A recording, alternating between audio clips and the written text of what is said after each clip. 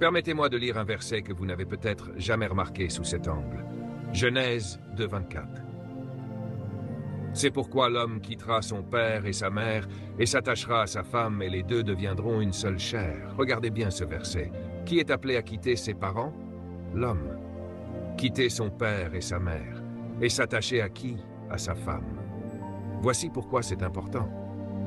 Les pères ne sont jamais censés quitter la vie de leur fille. Seul le fils est appelé à quitter son père.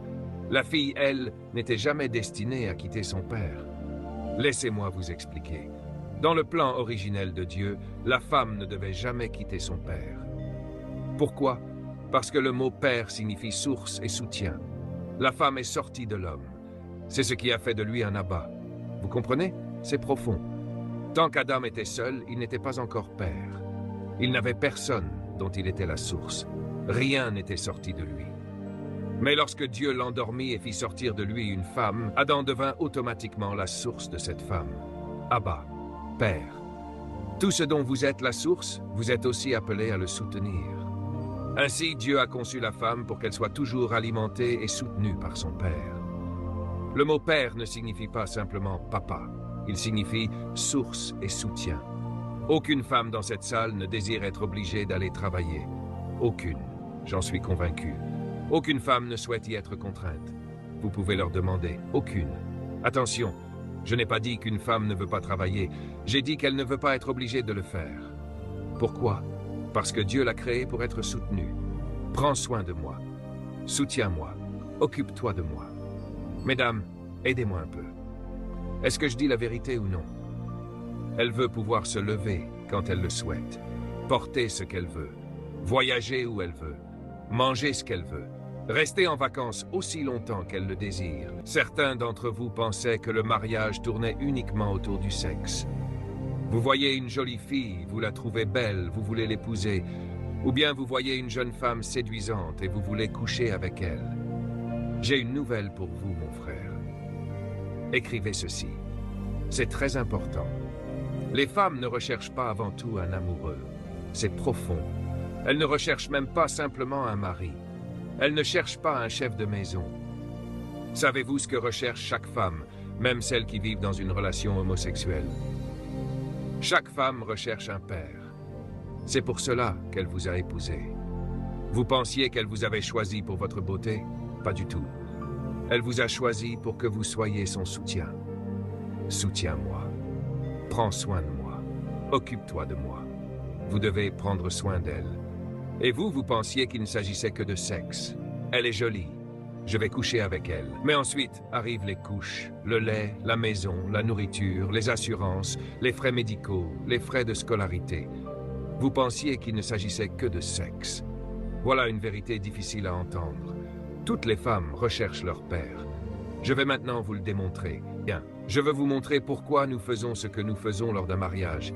Certains pensent que ce n'est qu'un simple rituel. Ce n'est pas un rituel. Ici, cet homme représente le père de la mariée. Attendez, ne bougez pas. Très bien. Caméra, cadrez-les, s'il vous plaît. Je veux que tout le monde voit cela. Mettez l'image sur le grand écran. Très bien. Regardez comment il tient sa fille. C'est ainsi qu'un mariage commence. La future épouse est conduite jusqu'à l'autel par son père. Que signifie le mot père? Source et soutien. Maintenant, regardez bien. Savez-vous pourquoi c'est le père qui paie traditionnellement le mariage? Parce que c'est son dernier paiement. Applaudissements. Vous voyez, certains hommes disent « Moi, je ne paierai jamais le mariage de ma fille. » Mon frère, tu n'as pas compris. Le père est heureux de payer cette dernière dépense. Pourquoi? Parce qu'il est sur le point de transmettre à un autre homme toute la responsabilité qu'il portait jusque-là. Maintenant, comment l'appelle-t-on? Le père qui donne. Autrement dit, il n'est plus le père qui garde sa fille. Avant, c'était lui qui prenait soin d'elle. Mais maintenant, elle a 30 ans. Pendant 30 années, il a travaillé pour elle. Les chaussures, les chaussettes, les boucles d'oreilles, les bijoux, la nourriture, la voiture, la chambre, les pantoufles, l'oreiller. Pendant toutes ces années, cet homme a porté cette responsabilité. Et le jour du mariage, vous êtes là, tout sourire. Vous louez le Seigneur. Vous trouvez la mariée magnifique. Gloire à Dieu, elle est si belle. Mais vous ne comprenez pas ce qui est réellement en train de se passer. Tout ce que ce père a porté pendant toutes ces années, il est sur le point de le déposer sur vous. Et vous êtes là, tout heureux. Quelle belle robe! Gloire à Dieu! Alléluia, elle est à moi maintenant. Le Seigneur m'a béni. Oui, tout cela est désormais à vous. Rire. Pourquoi? Parce qu'en réalité, elle ne cherchait pas simplement un mari. Vous comprenez? Je vous promets qu'un jour, j'écrirai une nouvelle cérémonie de mariage. Parce que certaines choses doivent être revues. Au lieu de dire simplement « Je vous déclare maintenant mari et femme », on devrait dire « Je vous déclare désormais mari et femme ». Et toi, tu deviens désormais son père. Parce que c'est désormais ta responsabilité. La musique commence. Les mariés avancent. Regardez maintenant le père. Regardez son visage. Puis observez ce qui se passe. Le père conduit sa fille jusqu'à l'autel.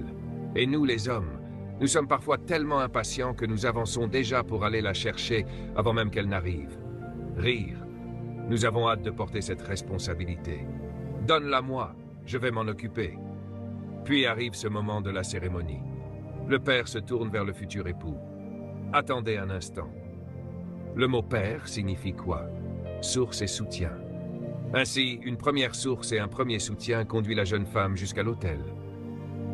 Puis vient ce moment où le père prend la main de sa fille et la dépose dans celle de son futur mari. Et soudain, un grand sourire apparaît sur son visage.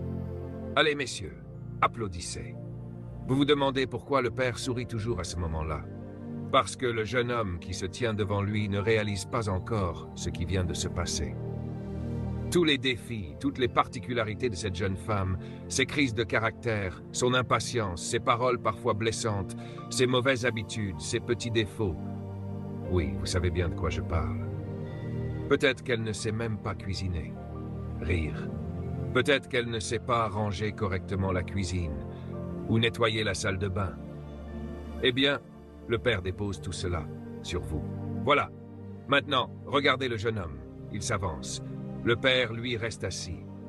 Regardez-le, il sourit. Pourquoi? Parce qu'il est soulagé. Il respire enfin. Et maintenant, le futur mari pense que c'est lui qui vient de recevoir une bénédiction. Puis le pasteur pose toujours cette question, qui donne cette femme en mariage à cet homme? Vous voyez? Rire. Et le père répond immédiatement, moi, très rapidement.